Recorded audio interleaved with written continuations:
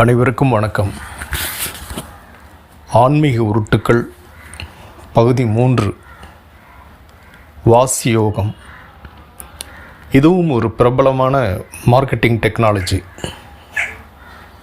நெற்றிக்கண் திறப்பதற்கும் குண்டலினி சக்தியை அடைவதற்கும் ஜீவ சமாதி அடைவதற்கும் இது மிக எளிய பயிற்சி என்று சொல்லப்படுகிறது. நம் சுவாசத்தை கட்டுப்படுத்தும் ஒரு முறைதான் இது.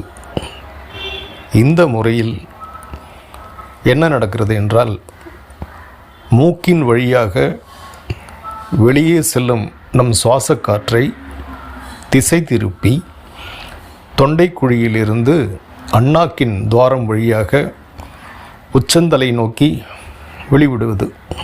கொஞ்சம் லேசாக தலை சுத்துன்னு நினைக்கிறேன் உங்களுக்கு. இந்த வாசியோகம் ஜீவ சமாதி அடைவதற்காக செய்யப்படும் எளிய பயிற்சி என்றும் சொல்லப்படுகிறது. ஓகே, பொது அறிவோடு நாம் இதை ஆராய்ந்து பார்ப்போம்.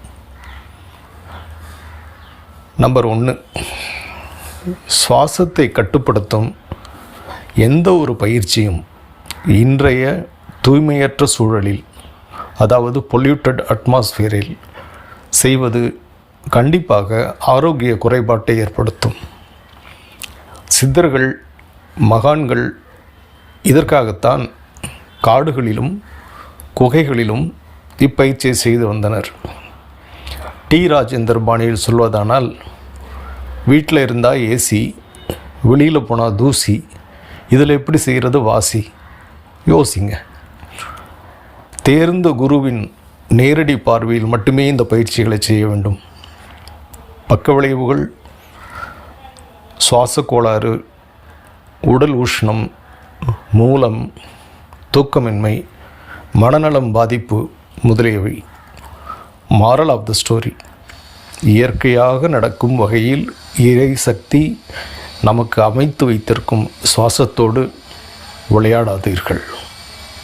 நன்றி, வணக்கம். Please subscribe, share, thank you, comment, bye.